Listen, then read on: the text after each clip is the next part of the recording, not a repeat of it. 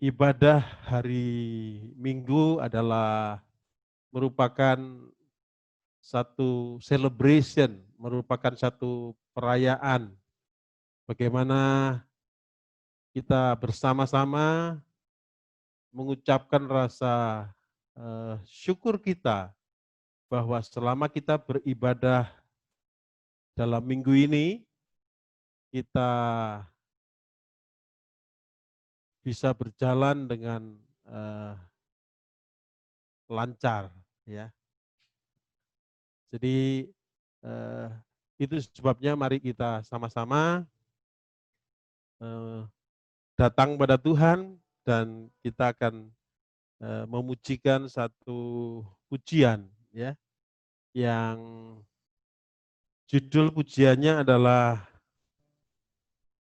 Mengenal Hatiku. Allah kita memang melihat juga bagaimana performan kita, tetapi performan itu bukanlah hal yang paling penting.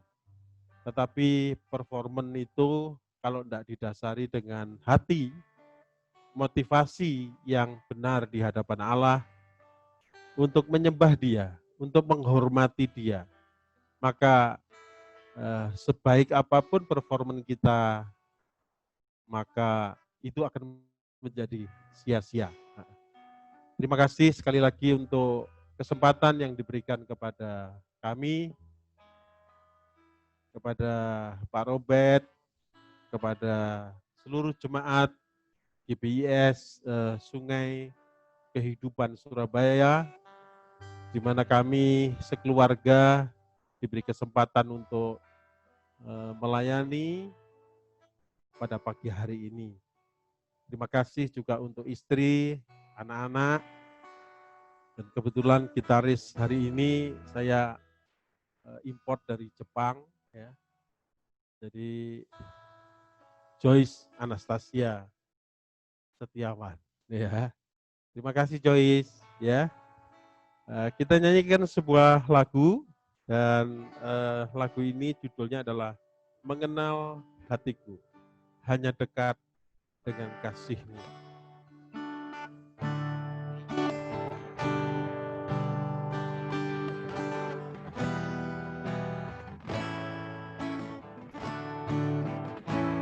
Hanya dekat kasih-Mu Bapa, jiwaku pun tenteram. Amen. Engkau menerimaku dengan sepenuhnya. Walau dunia melihat rupa, namun kau memandangku sampai ke kedalaman hatiku. Katakan Tuhan, inilah yang ku tahu. Tuhan, inilah yang Dan ini satu-satunya yang kita Kau mengenal hatiku, jauh melebihi semua yang terdekat sekalipun. Tuhan, inilah yang ku mau. Kau menjaga hatiku supaya kehidupan memancar senantiasa. dengan segenap hati katakan hanya dekat. Hanya dekat kasih-Mu Bapa, Bukan di tempat lain. Jiwaku pun tenang. Ini kebutuhan kami Tuhan. Engkau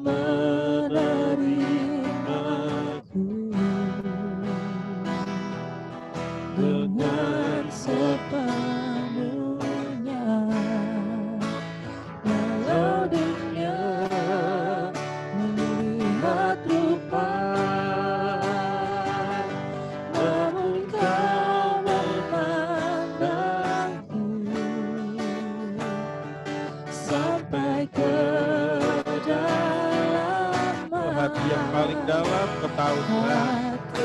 Praise God. Katakan dengan iman, Tuhan inilah yang ku tahu. Tuhan inilah yang ku tahu. Kau mengenal hatiku, jauh melebihi semua yang terdekat sekalipun. Tuhan inilah yang ku mau. Kau menjaga hati kami Tuhan, supaya kehidupan memancar senantiasa. Lebih dalam lagi katakan, Tuhan inilah yang ku tahu. Tuhan inilah yang ku tahu. Kau mengenal hatiku, Jauh melebihi jauh semua yang terdekat. semua Yes, amen. yang terdekat sekalipun. Tuhan inilah yang ku mau. Kau menjaga hatiku, supaya kehidupan memancar senantiasa. Supaya kehidupan memancar senantiasa.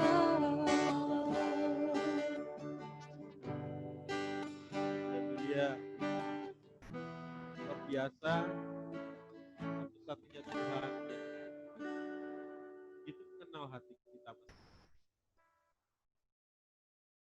Bahkan yang terdekat kita sendiri pun kadang-kadang kita nggak tahu ya siapa kita yang sebenarnya, kekurangannya apa. Kadang-kadang kita nggak tahu. Tuhan tahu. Itu sebabnya kita patut bersyukur ya, atas kemurahan ini. Dan mari kita sama-sama memujikan, menghormati Dia dengan satu pujian yang judulnya berkat kemurahan-Mu, ya. Engkau menghiasi kehidupanku dengan kemurahan-Mu. Kau rancangkan masa depanku, ya, penuh dengan harapan.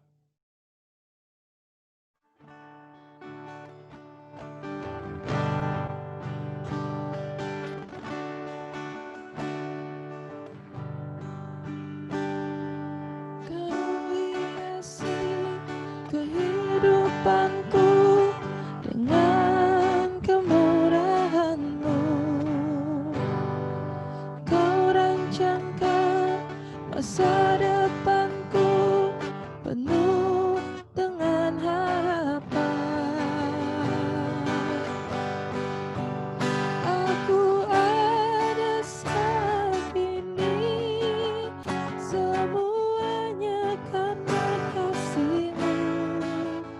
Aku hidup hari ini semua berkat kemurahan-Mu.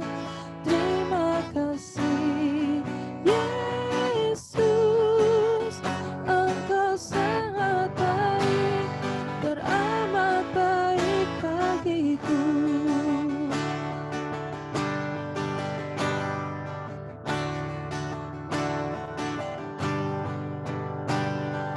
Kau hiasi kehidupanku dengan kemurahan-Mu. Kau rancangkan masa depanku penuh dengan harapan. Aku ada saat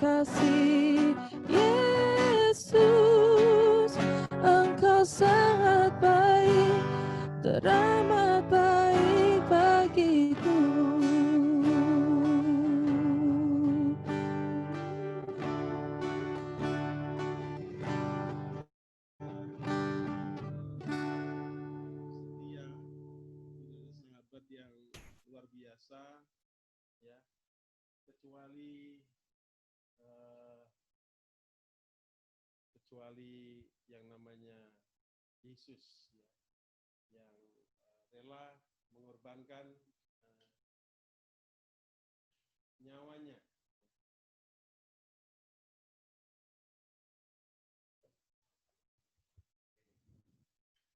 Apakah teman-teman bisa mendengar suara saya? Ya.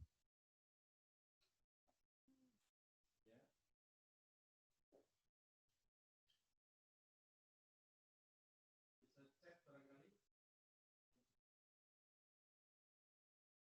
Puji Tuhan ya. Baik, kalau demikian kita akan sama-sama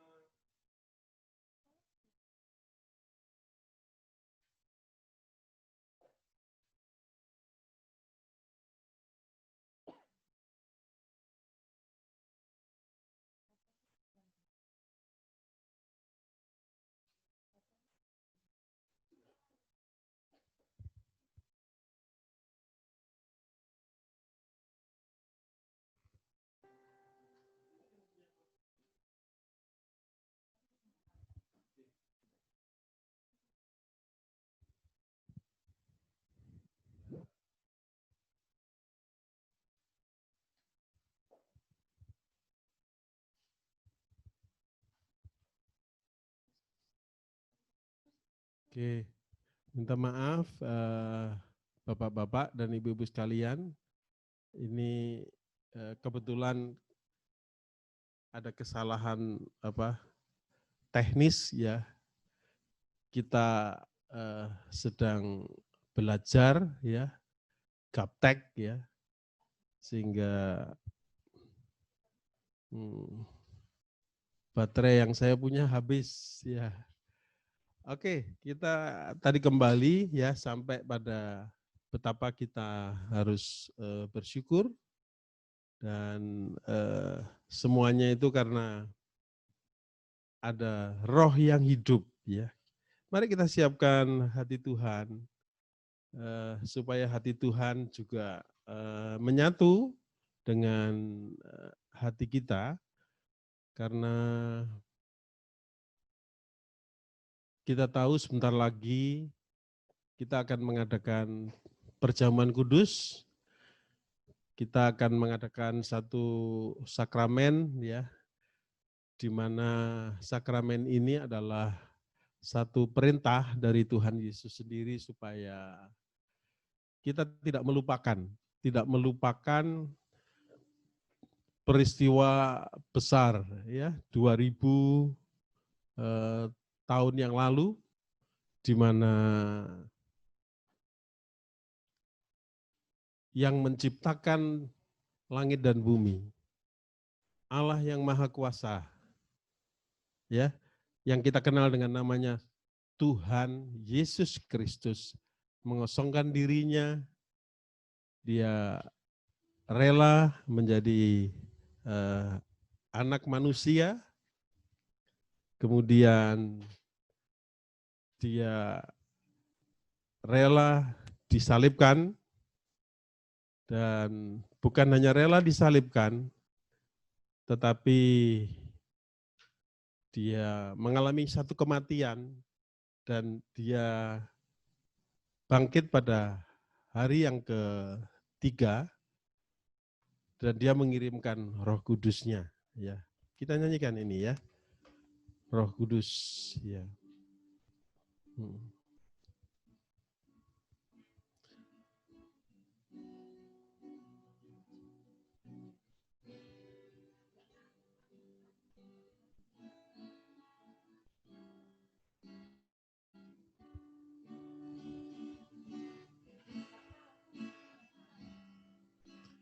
Roh-Mu yang hidup penuhiku, mengalir dalamku,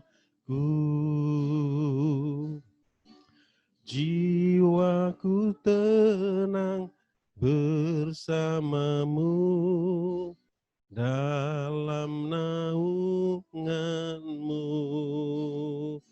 Ku buka hati untuk jamahanmu, ku bersembunyi di hadiratmu. Kau ambil alih, seluruh hidupku di altarmu, menyembahmu.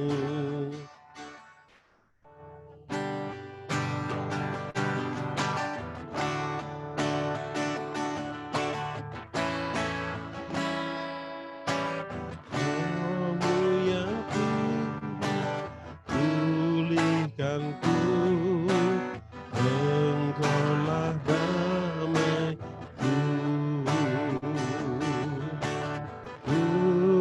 Hidup oleh anugerah-Mu yang menyertaiku.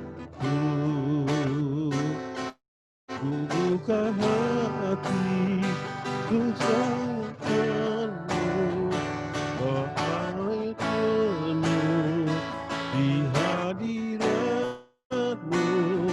Kau ambil alih seluruh hidupku di altar-Mu, menyembah-Mu.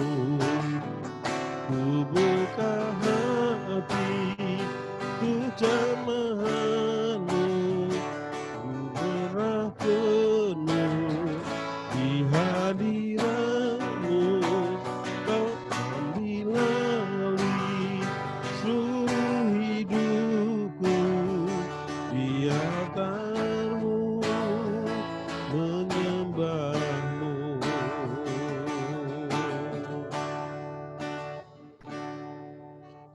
Hatiku jamahan-Mu, berserah penuh di hadirat-Mu. Kau ambil alih seluruh hidupku di altar-Mu, menyembah-Mu.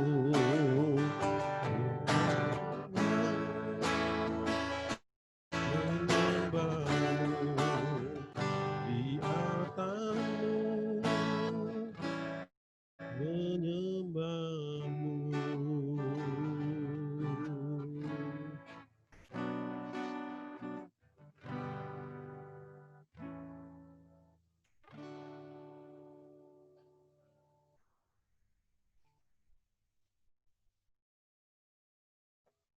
Oke, mari kita sama-sama berdoa, saudara-saudara. Bapa Surgawi, terima kasih kalau hari ini Engkau memberi kesempatan kepada kami untuk kami boleh merayakan, ya, khususnya merayakan peristiwa yang kalau itu tidak terjadi maka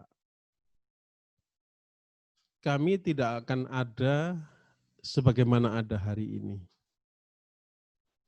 Kami tidak akan hidup sebagaimana kami hidup hari ini. Dan tentu kami tidak mempunyai masa depan karena masa depan kami adalah maut, berpisah dengan Tuhan, karena Yang Maha Kudus tidak mungkin bersama-sama dengan kami yang sudah jatuh dalam dosa dan berlaku tidak setia kepada Tuhan dan melakukan banyak yang namanya dosa dan kesalahan. Tetapi 2000 tahun yang lalu ada peristiwa yang merubah semua itu. Oleh satu orang yang namanya Adam, maka seluruh umat manusia berdosa. Tetapi oleh satu orang yang namanya Adam kedua, dan sekaligus Adam terakhir, maka seluruh bangsa, seluruh umat manusia, mulai dari Adam, Hawa, sampai kepada kami semua, kami boleh dibebaskan dari yang namanya api neraka itu. Karena itu sekali lagi biarlah ibadah perjamuan kudus pada pagi hari ini Tuhan pimpin, Tuhan kuasai, sehingga bukan hanya kami mengalami Tuhan, tetapi kami boleh semakin serupa dengan Tuhan. Dalam pemikiran kami, dalam perasaan kami, dan dalam hidup kami.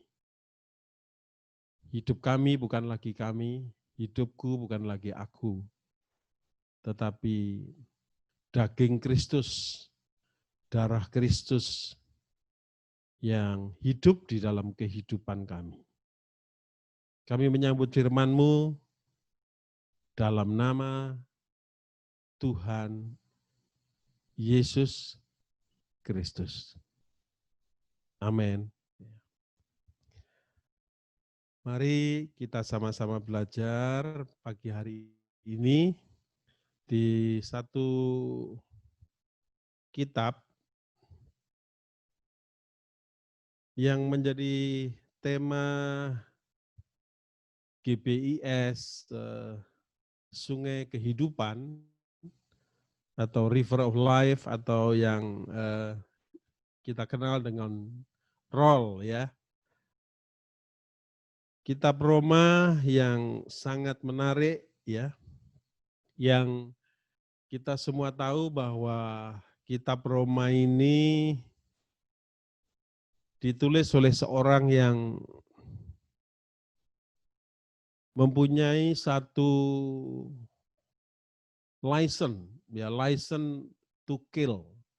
Jadi mempunyai lisensi untuk membunuh secara resmi dan dia mendapat hak istimewa sehingga sekalipun membunuh, menganiaya, tetapi dia tidak dipidana, tidak dipenjara.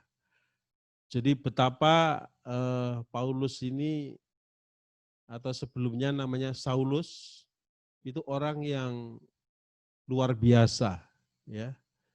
Jadi dia Yahudi tapi bukan sembarang Yahudi, tapi dia juga Farisi. Jadi ahli Taurat. Dan dia bukan hanya ahli Taurat, tetapi dia seorang bangsawan ya. Bukan orang biasa atau orang kebanyakan. Dia juga seorang cendekiawan, ya. Dan yang luar biasa adalah dia adalah begitu setia kepada agama dan negaranya. Jadi apapun yang diperintahkan oleh agama dan diperintahkan oleh rajanya, maka dia akan lakukan itu sekalipun itu mengancam, ya, karena menganiaya orang, membunuh orang tentu juga berisiko untuk dianiaya dan dibunuh. Tapi yang setia melakukan itu sampai akhirnya dia ketemu Tuhan dalam perjalanan ke Damsyik dan Tuhan Yesus pada waktu itu bertanya, Saulus, Saulus, mengapa engkau menganiaya aku? Lalu Tuhan setelah menyampaikan pertanyaannya itu, lalu Saulus bertanya bahwa kapan ya saya menganiaya Tuhan. Dia berkata bahwa apa yang kau lakukan ya kepada mereka yang hina, maka sebetulnya pada waktu engkau menganiaya yang namanya orang-orang yang serupa perilakunya dengan Kristus, maka sebetulnya Saulus sedang menganiaya Tuhan. Sehingga ini saudara-saudara mungkin bisa menjadi pelajaran buat kita. Apapun yang kita lakukan, entah itu terhadap diri sendiri maupun orang lain, yang membuat kita atau orang lain menderita, apalagi sampai itu perbuatan jahat dan penderitaannya itu luar biasa, maka sebetulnya kita sedang menganiaya Tuhan. Bahkan mungkin secara ekstrim, ya bisa dikatakan kita sedang mencoba untuk menyalibkan Tuhan Yesus yang kedua kalinya.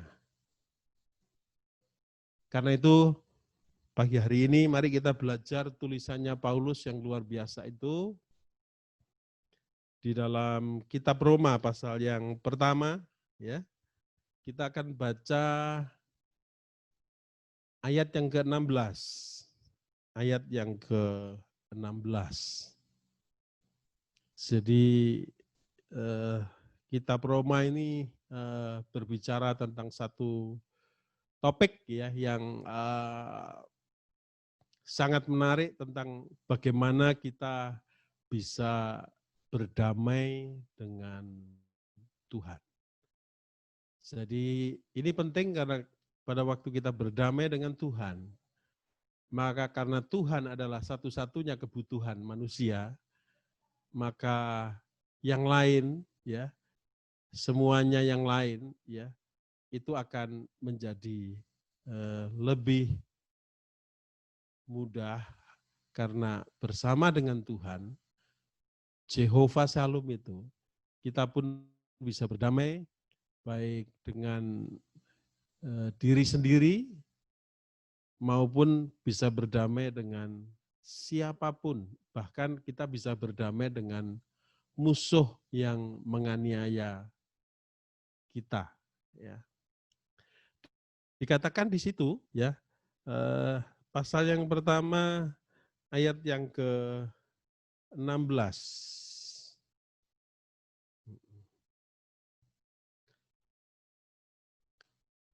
Dikatakan sebab aku mempunyai keyakinan, ya. Keyakinannya itu dikatakan keyakinan yang kokoh. Dan keyakinan yang kokoh ini bukan di dalam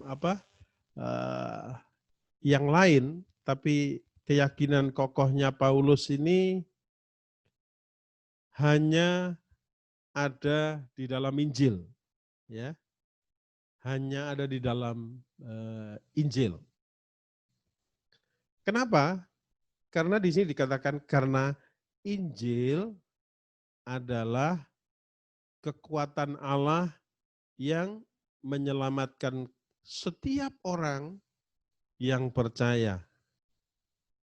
Pertama-tama itu dikatakan orang Yahudi. Pertama-tama. Tetapi dikatakan, tetapi juga orang Yunani. Dan dalam ayat-ayat yang lain, maka bukan hanya Yunani, tetapi setiap orang yang percaya dari seluruh bangsa-bangsa yang ada di dunia, termasuk bangsa Indonesia yang tercinta ini. Sudah di situ dikatakan bahwa keyakinan, kepercayaan, atau iman yang kokoh di dalam Injil. Yang menjadi pertanyaan adalah apa sih yang dimaksud dengan keyakinan? Ya.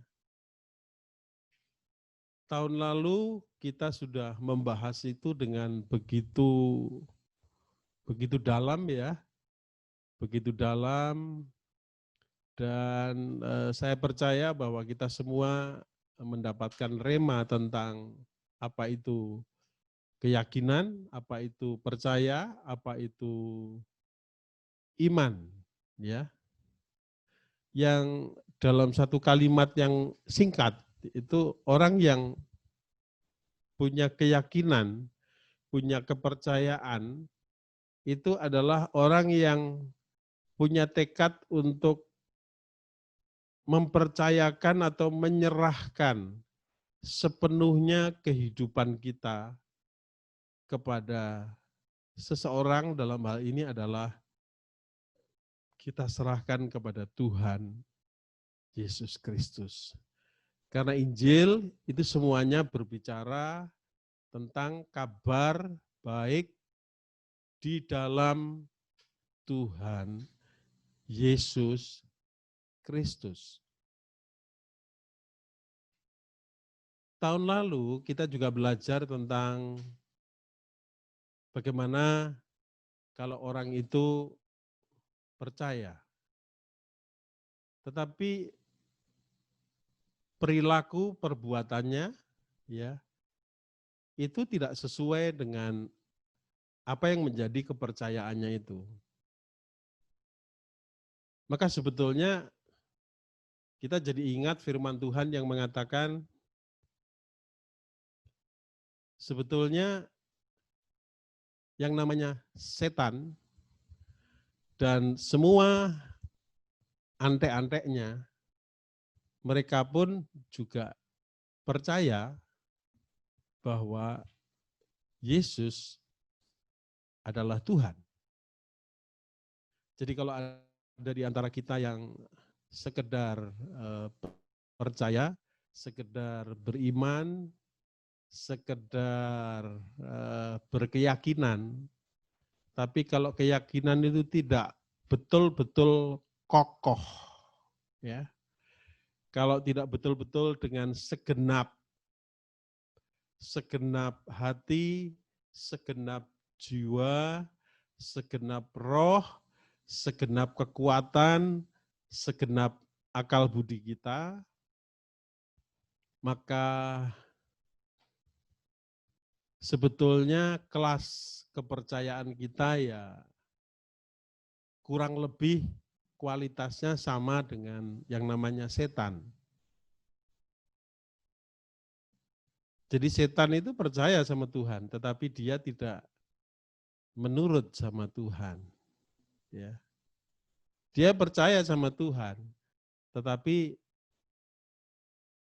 pekerjaannya selalu menyakiti hati Tuhan.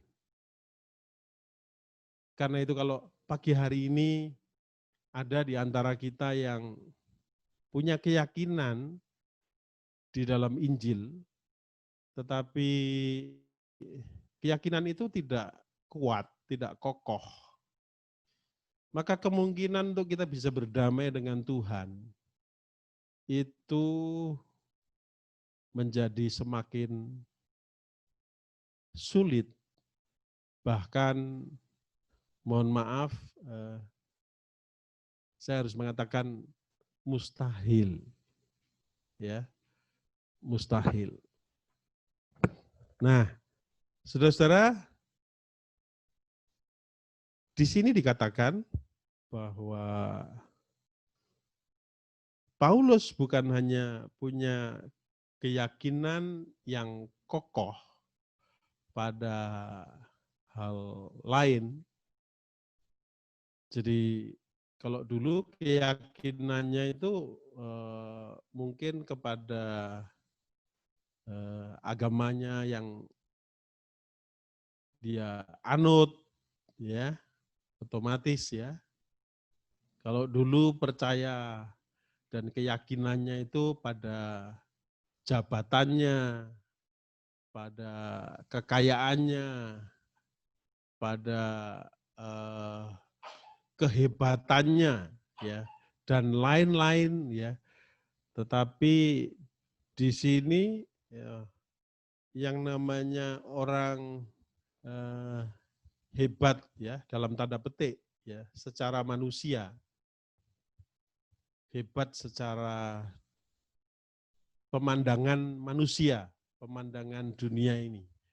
Jadi kalau orang punya license to kill itu orang yang tentu sangat-sangat betul-betul menempati posisi yang istimewa. Kebanggaannya dulu tentang hal itu semua. Tapi begitu dia mengalami perjumpaan dengan yang namanya Tuhan Yesus Kristus, maka dia mengalami satu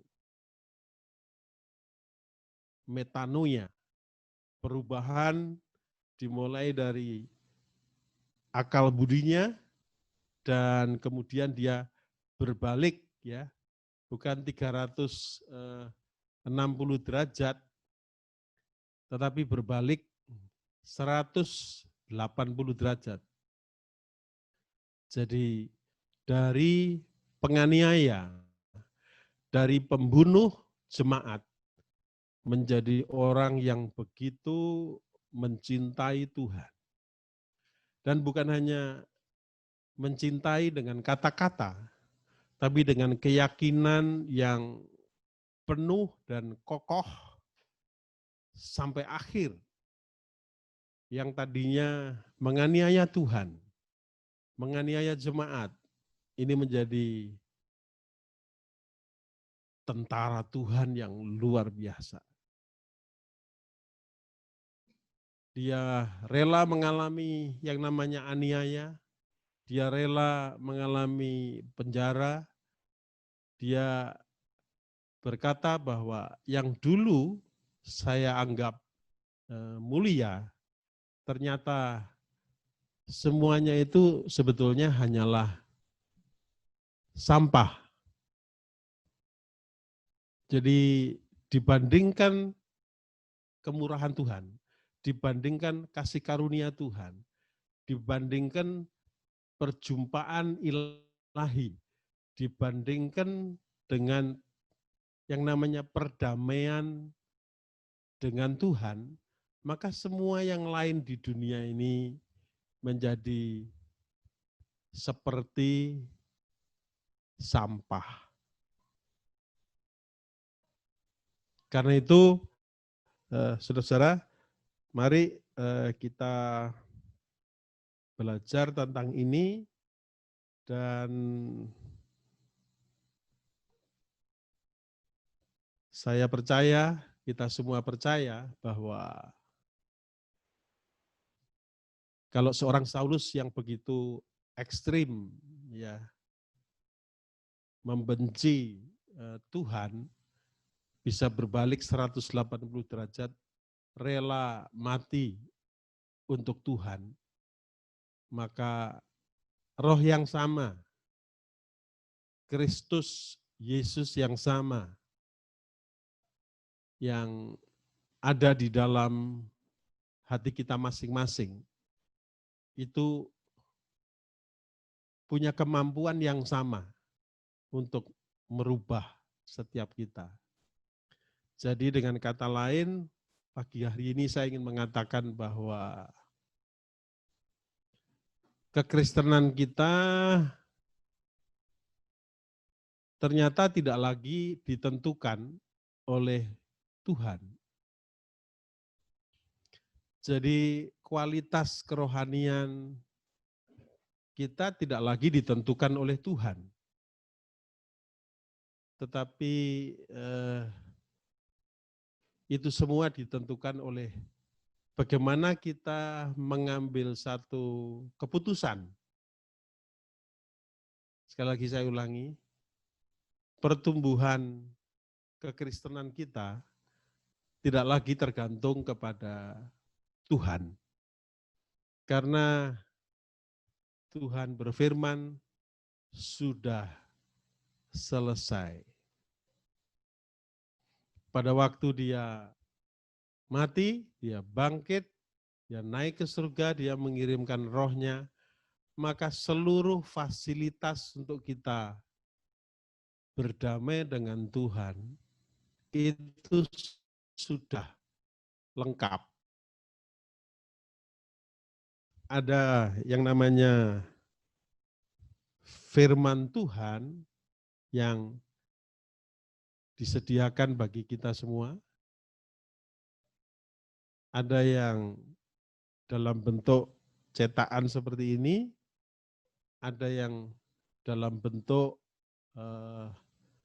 ya di media, di gadget kita, ya tinggal pilih, ya tinggal pilih.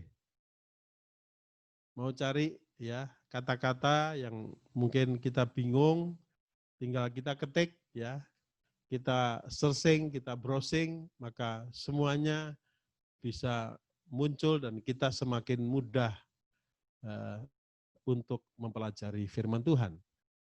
Dibandingkan pada waktu jemaat mula-mula, maka belum ada ini, ya, belum ada ini.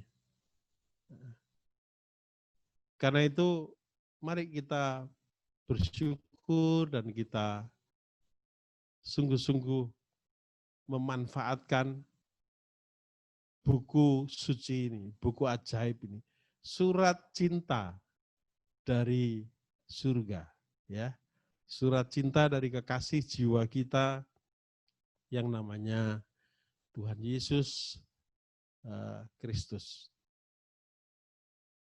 Yang kedua, bukan hanya firman Tuhan, tetapi Dia mengirimkan rohnya.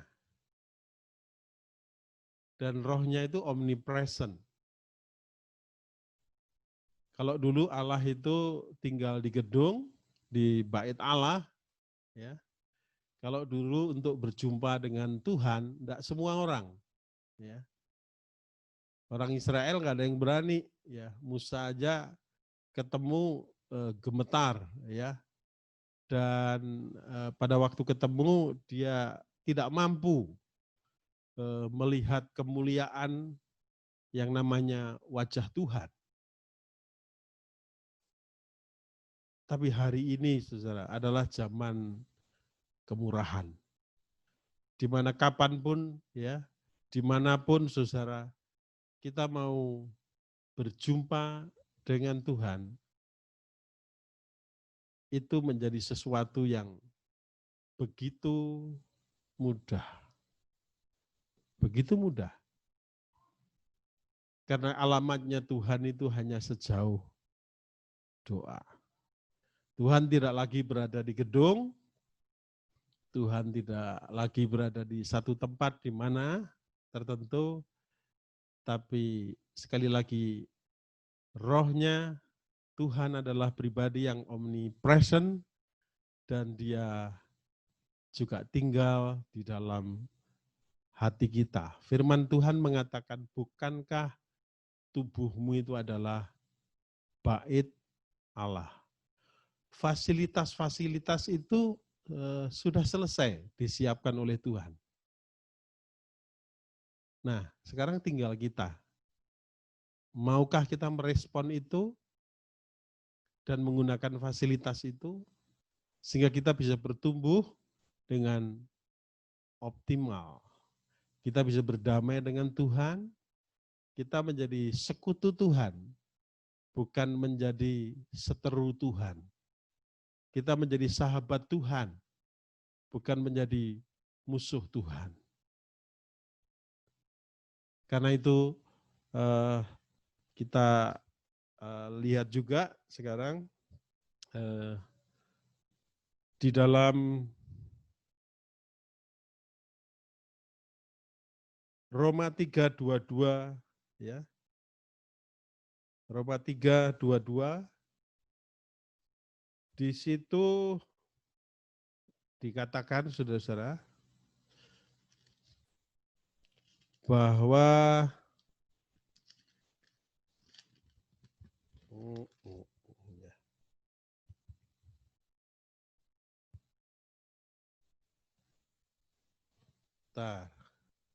ada di situ ya. Terima kasih. Dikatakan bahwa yaitu, ya, jadi manusia dibenarkan karena iman, ya, yaitu kebenaran Allah karena iman di dalam Yesus Kristus bagi mereka atau bagi semua orang yang percaya. Sebab sebetulnya nggak ada perbedaan, ya. Kalau kita baca dari ayat 21 dikatakan, tetapi sekarang tanpa hukum Taurat, kebenaran Allah telah dinyatakan. Seperti yang kita saksikan dalam kitab hukum Taurat dan kitab para nabi, yaitu kebenaran Allah karena iman dalam Yesus Kristus bagi semua yang percaya. Sebab tidak ada perbedaan, karena semua orang telah berbuat dosa dan telah kehilangan kemuliaan Allah. Jadi semua orang itu keturunan Adam dan Hawa, itu ternyata dikatakan firman Tuhan sama saja. Jadi semua adalah keturunan Adam dan Hawa yang sudah jatuh dalam dosa, dan tubuh dosa inilah, ya, tubuh kemanusiaan inilah yang membuat kita punya yang namanya benih, tetapi benih kedagingan yang kita sebut dengan keinginan mata, yang kita sebut dengan keinginan daging dan keangkuhan hidup. Benih inilah yang sekarang ini begitu subur seperti jamur di musim hujan. Saudara lihat dalam situasi yang namanya pandemi, ya, seperti sekarang ini aja, maka orang, sekalipun pemerintah yang sah sebagai perwakilan dari Tuhan, karena sesungguhnya tidak ada pemerintah yang tidak diizinkan, ya, oleh Tuhan. Sehingga pada waktu pemerintah mengatur, selama itu tidak melanggar konstitusi yang ada, maka seharusnya masyarakat merespon. Tapi kenyataannya kita melihat, kemarin saya sempat sedih, ya, karena di satu tempat yang namanya gedung gereja yang sering disebut dengan rumah Tuhan, itu menjadi klaster, ya, menjadi klaster. Karena tidak bisa menahan diri. Tidak bisa menahan diri dari keinginan untuk berkumpul, ya. Kalau tidak bisa menahan diri untuk beribadah itu bagus. Tapi apa artinya ibadah? Kembali ke tadi di awal, ibadah adalah bagaimana kita mempersembahkan, mempercayakan segenap hidup kita ini supaya kita bisa dipakai, ya, supaya kita menjadi orang yang disebut dengan hamba, yang melakukan bukan lagi keinginan kita. Coba saudara lihat di media sekarang ini, tempat-tempat rekreasi, ya, padahal kita dianjurkan untuk stay at home, ya, menjaga jarak. Kita menghadapi musuh yang memang lemah. Corona itu makhluk setengah hidup, Kalau bakteri itu masih makhluk hidup itu, ya. Karena di luar tubuh manusia kayak kuman atau bakteri TBC misalnya, tipes misalnya, masih bisa hidup. Tapi corona nggak bisa, kecuali ada bagian dari sel kita yang menjadi inang, itu namanya droplet, itu masih ada dan menjadi makanannya. Corona adalah virus yang dia nggak punya sel yang penuh. Kalau kita punya DNA, kalau corona punyanya RNA. Dan yang lebih kasihan lagi sebetulnya corona itu dia nggak bisa bergerak kalau nggak digerakkan. Makhluk paling lemah di Jagat Raya itu barangkali namanya adalah coronavirus. Tapi itu sekarang ini menjadi makhluk yang mungkin lebih mengerikan dari monster, ya, lebih mengerikan dari mungkin kalau kita melihat Huluk, ya, atau siapapun, ya, siapapun. Melawannya mudah. Jadi sebetulnya selama protokol itu dipenuhi, ya, atau kita diam, dan diamnya tentu harusnya kompak bersama-sama. Maka sebetulnya dalam waktu tidak lebih dari 14 hari, maka virus itu akan punah. Tapi selama lockdown-nya itu berganti-ganti, apalagi pada waktu lockdown PSBB, kita semua tidak menuruti, ya, maka yang terjadi adalah seperti hari ini. Kita nggak tahu kapan puncak daripada pandemi, khususnya di Indonesia, khususnya di Surabaya. Saya tidak perlu sebutkan tempat, ya, bagaimana klaster-klaster di tempat ibadah itu, khususnya juga gereja, ya, itu akhirnya karena tidak tahan menunggu, ya, memaksakan ibadah dengan ketemu dan dengan alasan melakukan protokol, ya, tapi toh akhirnya menjadi klaster. Sungguh menyedihkan, ya. Nah, saudara-saudara, itulah yang namanya manusia. Jadi, nah, kita bersyukur kepada Tuhan, ya. Kalau kita baca lagi, saudara-saudara, di Roma 8:28, Roma 8:28, kita bersyukur kalau kita punya keyakinan kokoh dan kemudian kita memaksimalkan fasilitas dari Tuhan, maka yang terjadi itu Roma 8:28 ini, saudara-saudara. Dikatakan bahwa kita tahu bahwa segala sesuatu bekerja bersama-sama untuk mendatangkan kebaikan bagi orang yang mengasihi Allah, mereka yang dipanggil sesuai dengan rencananya. Kalau kelompok yang pertama tadi, ya, adalah kelompok yang bermusuhan dengan Allah. Karena Allah itu adalah Allah yang pencemburu. Kalau kita berpihak kepada yang namanya keinginan daging, keinginan mata kita, maka kita menjadi yang namanya seteru Tuhan. Kalau musuh kita dengan orang, mungkin masih bisa bertahan kita. Bahkan mungkin masih bisa menang. Ya. Mungkin kita masih bisa negosiasi dan akhirnya berdamai. Tapi mohon maaf kalau musuh kita Allah, jangan lupa bahwa Allah adalah Allah yang bukan hanya maha kuasa, tapi Allah yang maha adil. Dia punya satu yang namanya regulasi yang nggak bisa ditahan. Ya. Maksud saya bukan nggak bisa ditahan, tapi nggak bisa ditoleransi. Jadi kalau dia sudah punya aturan, ya, maka kita diberi kebebasan.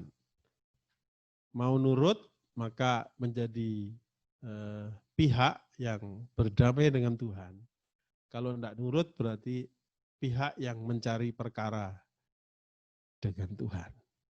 Siapakah kita, saudara-saudara, sehingga kita berani mencari perkara dengan Dia?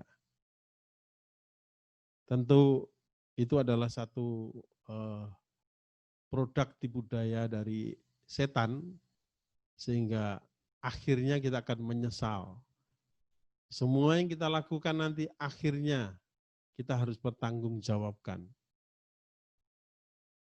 Saudara-saudara,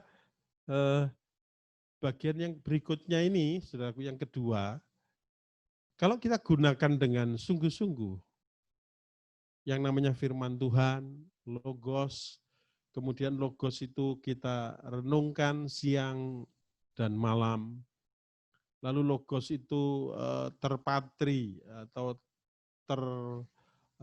katakanlah kalau tertulis ya, tertatah di dalam loh hati kita ya.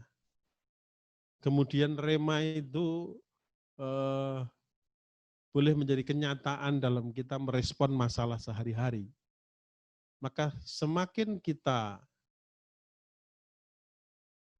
setia melakukan hal itu, semakin kita kokoh dalam melakukan hal itu, maka hubungan kita dengan Tuhan akan menjadi semakin dekat. Jadi semakin dekat. Karena itu di dalam diri kita masih ada dua benih nih selama di dunia. Yang satu benih yang namanya manusia lama, ya, benih yang namanya kedagingan. Yang kedua benih ilahi. Pada waktu kita mengalami kelahiran baru, kita mengundang Tuhan masuk ke dalam hati kita. Nah, tinggal bagaimana kita memutuskan, punya komitmen, apakah kita tetap mau bertahan ya pada cara hidup yang lama, atau kita mengambil keputusan untuk meninggalkan tuan kita yang lama dan kemudian kita berbalik ya, memperserahkan atau mempersembahkan diri kita kepada Tuhan sebagai bukti kasih kita kepada Tuhan. Dan kasih kita bukan lagi 70%, bukan lagi 50%, ya, bukan lagi 90%, tetapi kasih kita kepada Tuhan adalah segenap. Jadi 100%. Seperti Tuhan mengasihi kepada kita, maka kita mengasihi kepada Dia. Pada waktu kita mengambil keputusan seperti itu dan menggunakan firman Tuhan, menggunakan Roh Kudus, setiap waktu kita bisa berkomunikasi, mengalami dengan Tuhan, maka kita akan terkejut ya, karena kita akan mengalami perubahan 180 derajat. Kita akan menjadi orang yang seperti Kristus.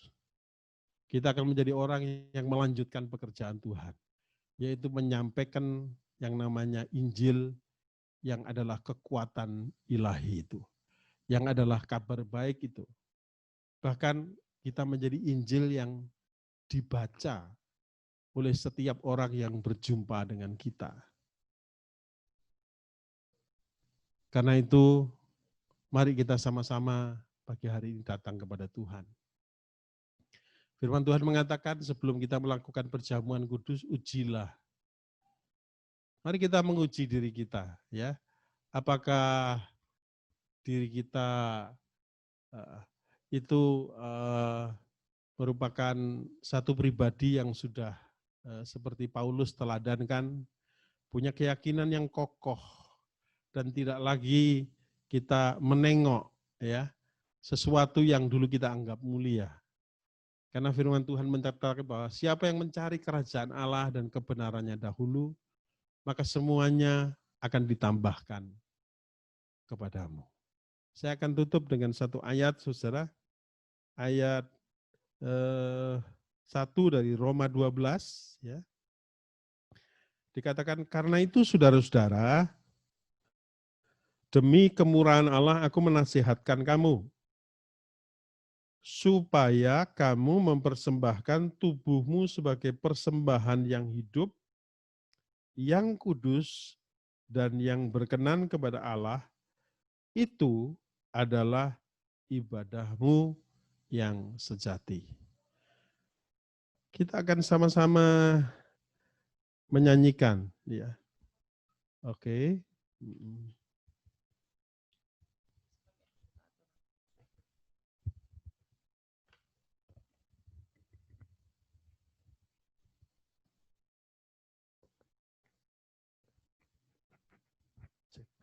Ya. Oke, terima kasih untuk Grace yang sudah mengganti baterai saya, ya.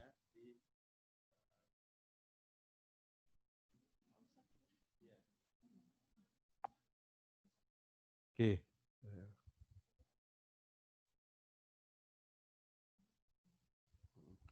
Cek. Yuk kita nyanyikan satu lagu, saudara, bahwa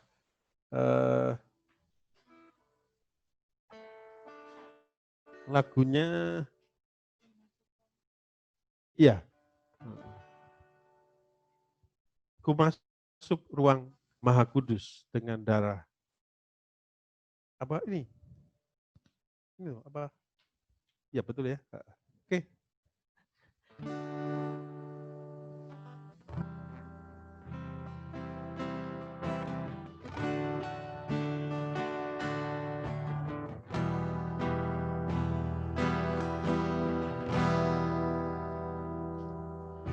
Ku masuk ruang Maha Kudus dengan darah anak domba.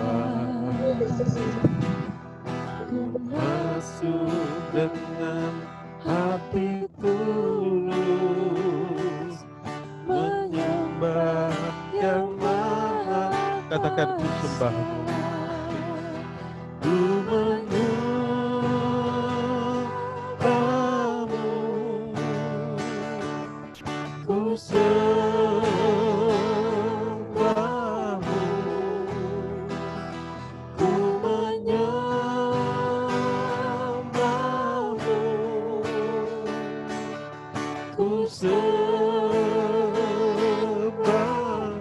Sebab namamu kudus,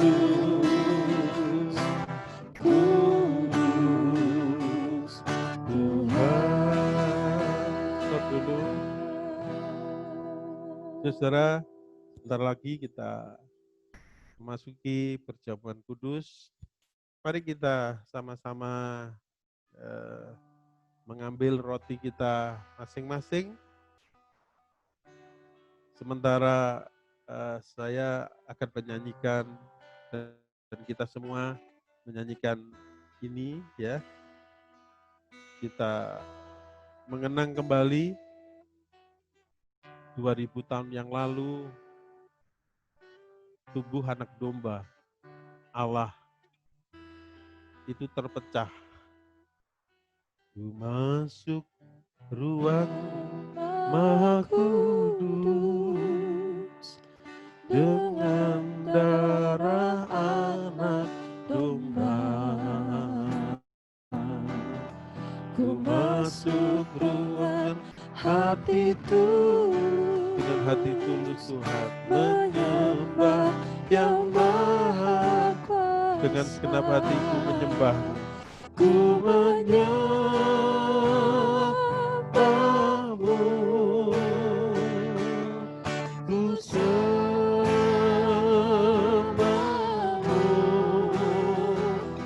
ku menyembahmu,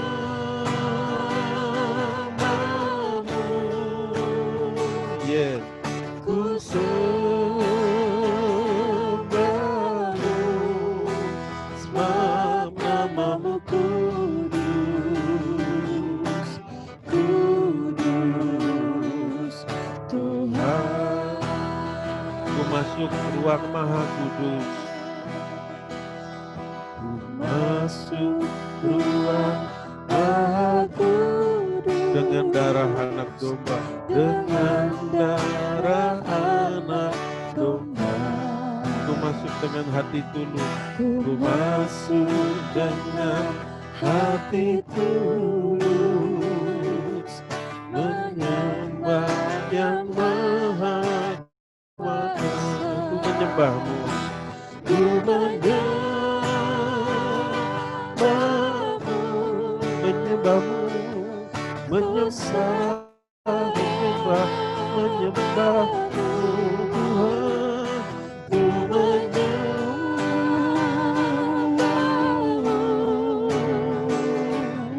ku sembahmu, sebab namamu kudus, kudus.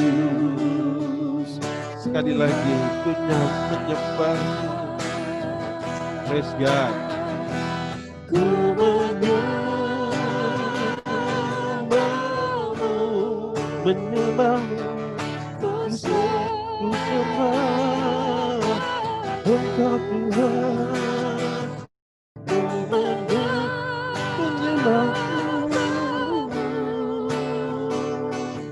ku sembahmu,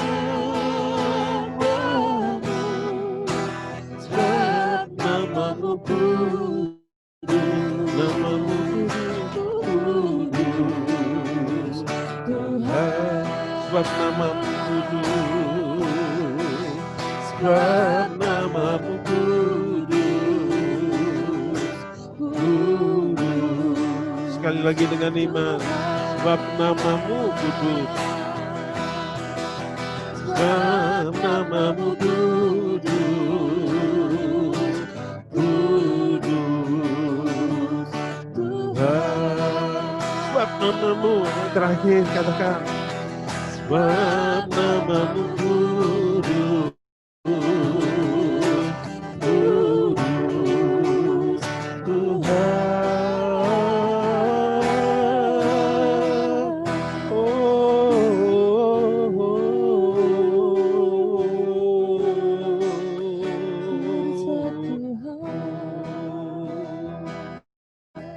Mari kita mengangkat roti kita sama-sama di hadapan Tuhan.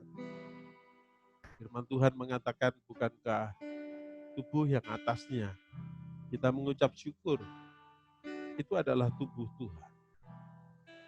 Tubuh yang menciptakan langit dan bumi. Yang merendahkan hatinya, mengkenosiskan diri, menjadi domba kilu yang dibawa ke pembantaian. Biarlah kita makan dengan keyakinan yang kokoh bahwa kita punya potensi ilahi untuk menjadi seperti kakak sulung kita yang namanya Yesus Kristus. Kita makan bersama-sama dalam nama Tuhan Yesus Kristus.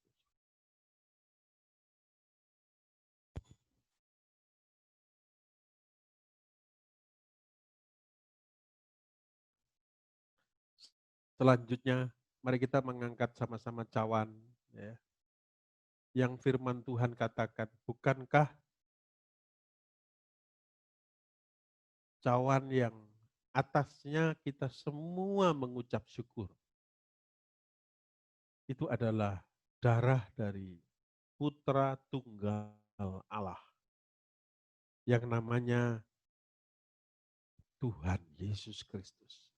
Darah yang maha kudus. Dan itu tercurah.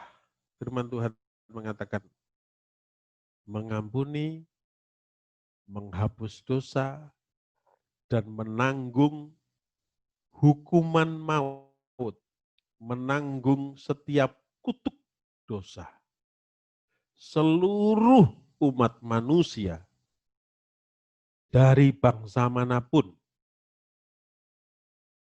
yang percaya kepadanya. Berbahagialah kita menjadi bagian orang yang percaya. Tapi jangan berhenti hanya percaya. Tapi mari kita terus bertumbuh dan berkembang. Menjadi orang yang berdamai dengan Tuhan. Orang yang mengasihi Tuhan dengan segenap hati. Karena kalau hanya percaya sebetulnya kita tidak sedang beribadah. Kita percaya, tapi kita melakukan hal yang sama dengan orang-orang yang belum mengenal Tuhan. Kita melakukan keinginan mata, keinginan daging, keangkuhan hidup. Sekali lagi kalau ada yang masih suka berbohong, suka berkata-kata yang sia-sia, yang gak ada gunanya, suka yang namanya popularitas, suka yang namanya dipuji, ya, dimuliakan oleh manusia. Siapa yang suka melakukan fitnah? Siapa yang suka iri, dengki, marah, tidak bisa mengampuni? Siapa yang suka berbuat cabul? Siapa yang suka melihat hal-hal yang tidak pantas dilihat oleh mata Tuhan? Maka sesungguhnya kita hanyalah orang percaya sekelas setan. Tapi kalau kita mau meninggalkan itu semua, kita akan berdamai dengan Dia. Dan pada waktu kita berdamai dengan Dia, maka hidup ini, kerajaannya akan turun. Di bumi ini kita merasakan satu suasana surga. Kita minum bersama dalam nama Tuhan Yesus Kristus.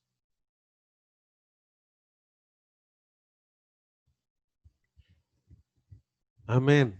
Saudara-saudara, selamat berdamai dengan Tuhan. Selamat menikmati yang namanya firman Tuhan di Roma 8:28 tadi. Segala sesuatu bekerja bersama-sama. Mendatangkan kebaikan. Kebaikan menurut siapa?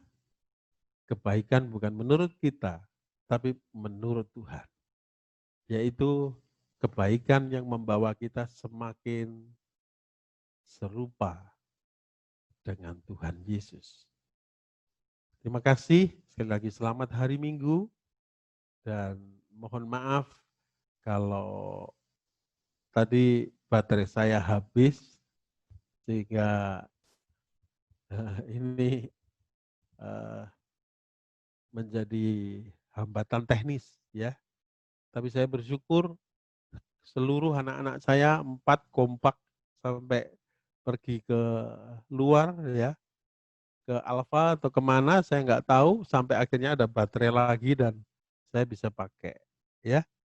Saya kembalikan kepada Pak Robert, ya, untuk menyampaikan yang namanya agenda pengumuman pesan apapun dan diakhiri dengan doa berkat. Jangan lupa saudara bahwa kita memberikan persembahan. Lagi namanya adalah, saya ulangi, persembahan. Jadi kita mempersembahkan sesuatu, bukan menyumbang, ya, tapi mempersembahkan. Mempersembahkan artinya kita menyadari bahwa semua yang kita punya itu milik Tuhan. Dan pada waktu kita memberikan itu sebetulnya kita mengembalikan punya Tuhan sebagai rasa syukur. Lah sisanya kita, bukan sisanya ya, yang lain kita gunakan sesuai dengan kehendak Tuhan.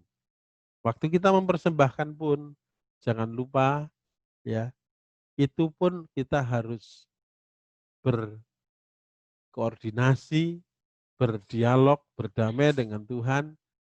Berapa yang saya perlu persembahkan untuk pekerjaan Tuhan di role ini.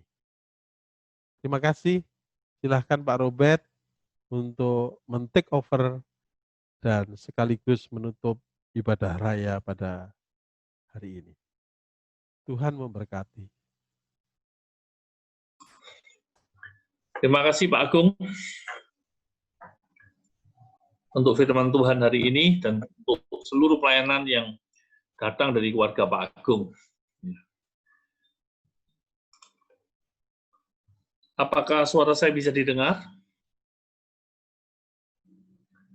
Teman-teman, kita akan mencoba, ya. Teman-teman, kita akan mencoba untuk membuat hal-hal yang kreatif yang datang dari masing-masing keluarga yang melayani dalam ibadah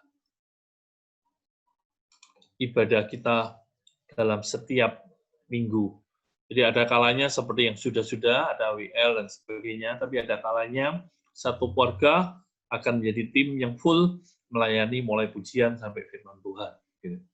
Hari ini keluarga Pak Agung telah memulainya. Bila ada hal-hal yang masih belum lancar, mohon maaf. Kita akan terus berusaha menjadikan segala sesuatunya lebih baik lagi. Saya ingin mengumumkan beberapa hal yang penting, bahwa dalam minggu ini kita akan mencoba melakukan beberapa konsel. Jadi hari Selasa dan Rabu akan diatur sedemikian rupa sehingga teman-teman di ibadah satu bisa berkomunitas di Kelampis. Nanti Mas Yusuf akan mengatur, akan memberikan jadwal mana yang hari Selasa dan mana yang hari Rabu. Kurang lebih setengah 4 sore sampai jam 5 akan kita buatkan komunitas secara terbatas di Kelampis. Hari Rabu, komunitas ibadah 2 yang menamakan dirinya keluarga muda, kita akan berkomunitas secara Zoom malam, gitu, pukul 8. Seperti yang sudah ditayangkan. Gitu. Terus untuk hari Sabtu akan dibagi 3 kelompok, di mana teman-teman ibadah 3 akan berkomunitas, baik offline maupun online. Gitu. Jadi yang tidak mungkin untuk offline, karena memang sangat-sangat kita batasi, kita akan lakukan secara online juga. Nanti Mas Yusuf akan mengatur jadwalnya lebih detail lagi untuk komsel ibadah 1 maupun ibadah 3. Teman-teman, bila memberi persembahan dan perpuluhan, beberapa kali sudah ditayangkan, nomor rekening kita tidak berubah, jadi bisa dimasukkan ditransfer lewat nomor rekening itu. Puji Tuhan, baik dalam segala situasi, keuangan kita masih stabil, sehingga kita bisa memberkati banyak orang. Bulan Juli yang lalu, kita telah memberkati dua kali, jadi ada pembagian sembako 2 kali. Yang pertama kita bagikan untuk guru-guru SLB, sekolah luar biasa, yang sangat kena dampak, dan beberapa satpam dan cleaning service yang kena dampak juga. Baru kali yang kedua, kita bagikan untuk teman-teman di ibadah 1, 2, 3 yang kena dampak dalam selama pandemi ini. Gitu. Itu hal-hal yang perlu saya umumkan. Gitu. Hal yang lain, informasi ke sekretariatan masih terbuka, jadi mulai hari Selasa sampai hari Minggu, mulai jam 9 sampai jam 4 sore, terbuka, nomor telepon dan sebagainya ada di layar yang telah tersedia. Saya kira hal-hal itu yang menjadi pengumuman saya hari ini. Setelah ini kita akan fellowship, tapi sebelumnya mari kita mengambil waktu untuk mengakhiri ibadah kita dengan doa. Mari kita berdoa, saudara-saudara. Tuhan Yesus yang mengasihi kami, terima kasih. Sekali lagi kami diingatkan akan keyakinan kami bahwa Engkau telah mati bagi kami. Paulus menjadi rasul yang sangat terbatas dalam mengenalkan Allah, akan Yesus. Tapi dia memiliki keyakinan yang kuat, keyakinan yang kokoh, keyakinan yang mengubah hidupnya. Memulainya dengan kasih karunia dan sampai kepada kasih karunia menuntun seluruh perjalanan hidupnya. Terima kasih Tuhan. Biarlah inspirasi itu menjadi kuat dalam hidup kami semuanya. Lewati seluruh problem, lewati seluruh dinamika hidup, lewati seluruh perjalanan hidup ini. Biarlah kami ada karena kasih karunia-Mu. Terima kasih Tuhan. Memberkati keluarga Pak Agung yang ibadah ini telah memberikan pelayanan yang luar biasa, memberikan inspirasi kehidupan bagi kami semuanya. Biarlah Tuhan bekerja, Tuhan menyatukan keluarga ini di penggenap dari rencana Tuhan. Demikian juga kami berdoa untuk keluarga-keluarga yang sedang dalam masalah. Kami berdoa untuk Pak Mur yang lagi dalam persiapan akan operasi. Biarlah tak campur tangan Allah bekerja untuk Pak Mur. Biarlah kuasa darah-Mu dan kuasa bilur-Mu bekerja dalam masa-masa persiapan operasi, saat operasi, dan setelah operasi. Tangan-Mu bekerja, menuntun, menjagai dokter-dokter dan seluruh perawat maupun obat yang diminumnya semua dalam kendali-Mu. Bekerjalah untuk Pak Mur, Tuhan. Kami percaya Engkau sedang bekerja, memproses, mengasihi, menyatakan perbuatan-Mu yang ajaib. Terima kasih Tuhan. Demikian dengan keluarga-keluarga yang mungkin hari ini sedang dalam kesulitan keuangan. Tuhan, Engkau selalu buka jalan. Cara-Mu, tangan-Mu selalu bekerja, menolong, menuntun kami, sehingga rencana-Mu jadi dalam hidup ini. Kami berdoa, bila kasih karunia-Mu bekerja atas kami semua. Kami berdoa untuk bangsa dan negara ini, Tuhan, dalam masa-masa seperti ini, berkati pemimpin kami, tunjukkan cara-Mu, roh takut akan Allah menguasai bangsa ini, sehingga kami akan melihat Tuhan terus bekerja lewat bangsa ini. Terima kasih Tuhan. Demikian juga dengan hari ini. Biarlah berkat dalam nama Bapa, Putra, dan Roh Kudus, dalam nama Tuhan Yesus, turun atas kami, sehingga memberikan kemampuan kepada kami untuk melakukan kehendak-Mu pada hari-hari berikutnya. Terpujilah nama-Mu, dalam nama Tuhan Yesus yang berdoa. Amin. Mari kita fellowship, silakan dibuka